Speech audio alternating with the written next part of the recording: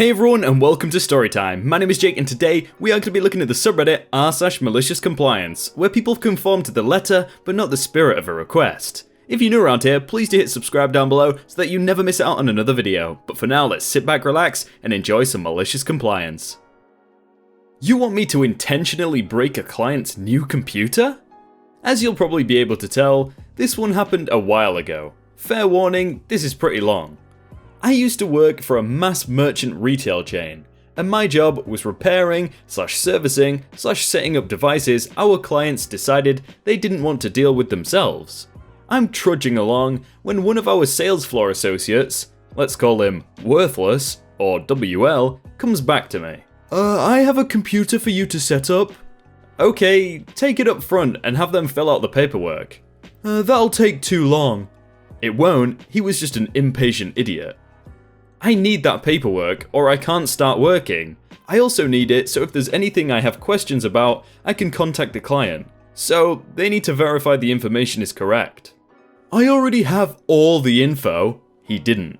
Good, then go up front and have them make the proper paperwork. I can start it as soon as I get it. Worthless then leaves in a huff that I won't just take it.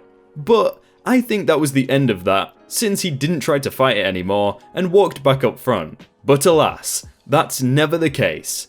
Instead of just taking the 4 minutes to do his damn job the way he's supposed to, he thinks his time is better spent telling the manager, who we'll call Useless or UL, that I had the audacity to not immediately start on his unsigned nonsense instead of following procedure. There's a reason we get our clients to sign paperwork. So, in walks Useless, carrying said computer, a box of Windows XP, and the pile of paperwork from the sales floor. Not the ones for me, just the scribbles they use on the floor. What's the problem here? I don't have a problem, I just need him to get the paperwork filled so I can start. Well, the customer's already gone, so just get it started. That's bad customer service. What if I need to ask a question or have an issue? Have we verified the information? I think I know how to train someone how to write down 10 numbers. I'm visibly annoyed, but I take a look at the receipt to make sure everything is at least paid for. Now, what I did not realize until I actually looked at the sales floor notes was that they wanted us to remove the copy of Windows 8 that came on the new computer, at the time 8.1, and install Windows XP. That's a terrible idea. I have to make this known. Are we seriously going to replace her copy of Windows 8 with Windows XP? That's a terrible idea. It's not going to work. Why would she do that? Something about needing a software to run that won't work with 8. We've already sold her a copy of XP, just get it done. I don't want to hear anything else about it. He leaves my area and I look at the contact info, since I need to explain to this lady why this should not happen. Lo and behold, the phone number written down is the store's, not the client's, so I can't even call. I know this will end badly, but I figure screw it, and start unpacking. Since I'm neither a moron nor as lazy as the other two in the stories so far, I take the extra time to create recovery media for this old lady whom by now, I'm convinced, does not actually know what's going on. I then proceed to wipe the drive, install XP, and exactly what I thought would happen did.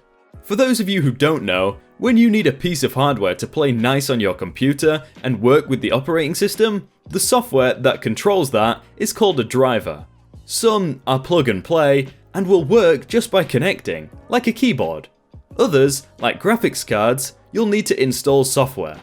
Nothing on this machine had working drivers. I go online to double check, and not a single piece of hardware that comes on this computer will work with XP. The earliest some hardware will work was 7. At this point, I've done my due diligence and wait for this lady to call. I don't bother packing up anything because I've been at this long enough to know what's coming next. Eventually, she calls. The call gets routed to me and I explain things to the nice lady. Hello, I was just wondering if my computer was done. I haven't heard back yet. Hi, sorry about that, but they never actually got your phone number, so I couldn't call. I did finish what you requested, but I very much need to speak to you about it. Is something wrong?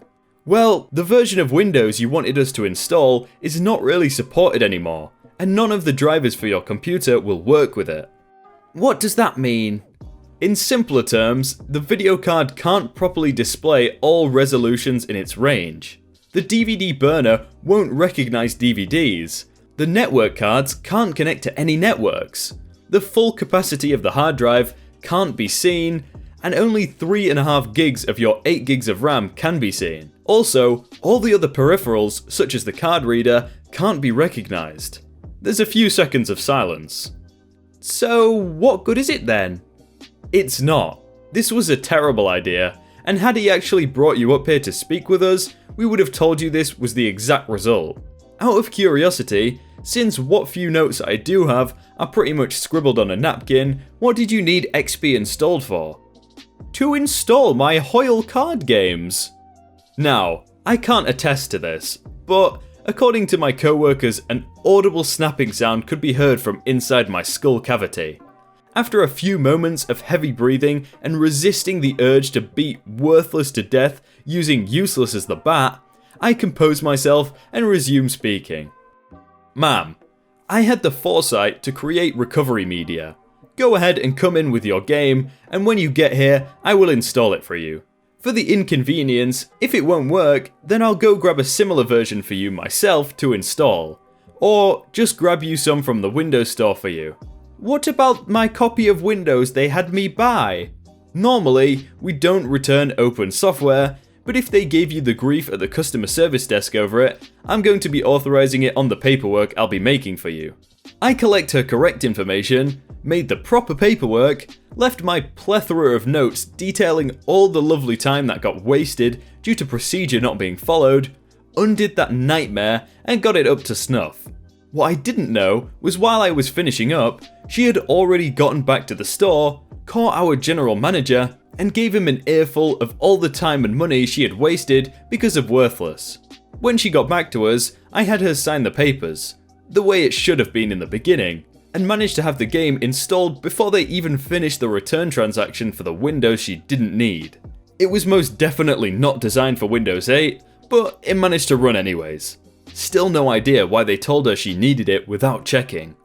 After all was said and done, she could not been happier with me and spent another 10 minutes of the general manager's time telling him how amazing I was and how I saved the sale and some other stuff I don't remember.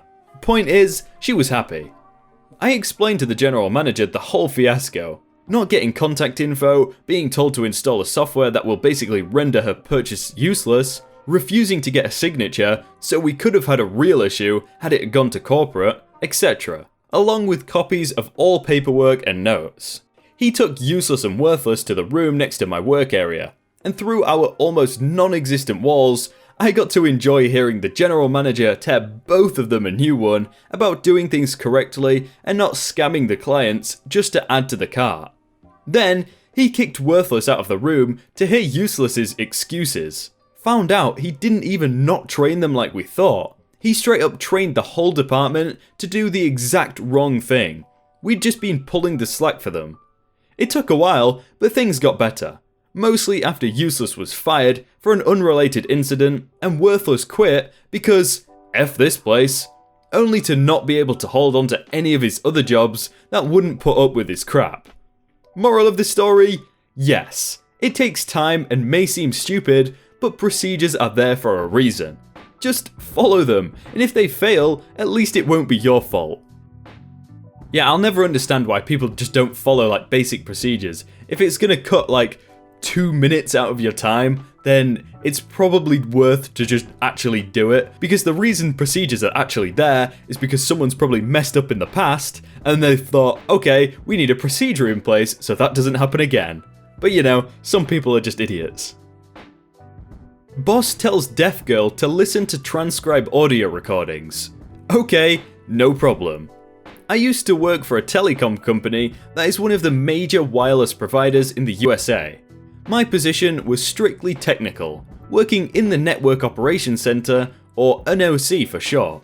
I had no interaction with customers, and any face-to-face interaction with coworkers or management was done with the help of my interpreter, whom I've known for years at this point. The cast: me, interpreter, Sarah, B, boss, and C, coworker. Sarah and I arrive at about 8:45 in the morning. As usual, I get clocked in and Sarah clocks in on her laptop. I get an email from the boss, to the tone of, "Come to my office please when you get the chance." Sarah and I head to his office where the following takes place. "Ah, I'm glad you're here. Here's a flash drive with some recordings on it.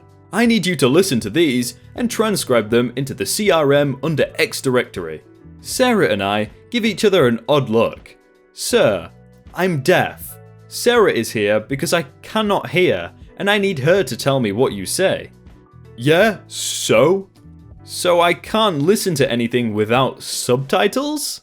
"Well, have Sarah listen, then tell you what it says and you type it. That's what we pay her for, right?" That sounds like a logical solution, but it goes against Sarah's contract. Well, no. It's not her job to do my job for me. Very specifically, it states she is not to do any part of any assigned task for me. This would fall under doing an assigned task for me. "Well, it needs to be done, so figure it out."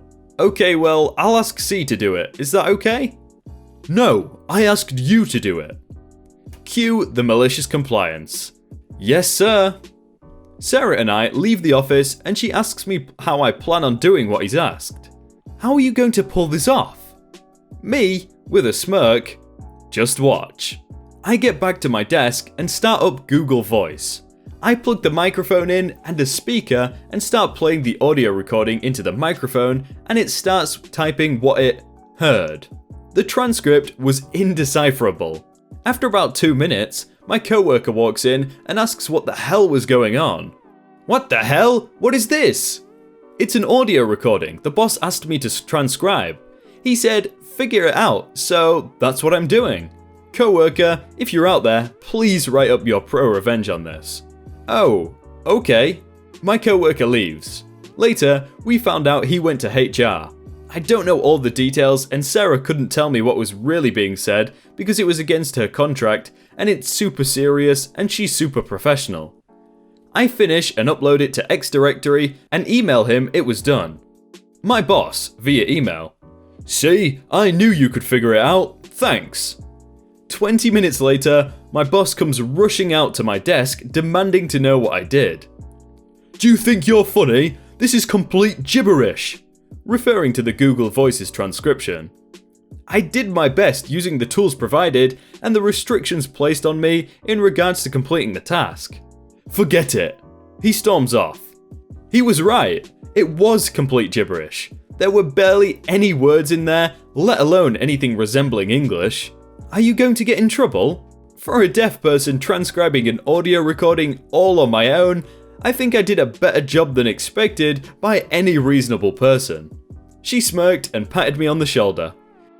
To be fair, like she said, for a deaf person she probably did a better job than a lot of lazy people could do. Like the guy from the previous story, he probably would have just given it up or not done it. So props to her for actually trying.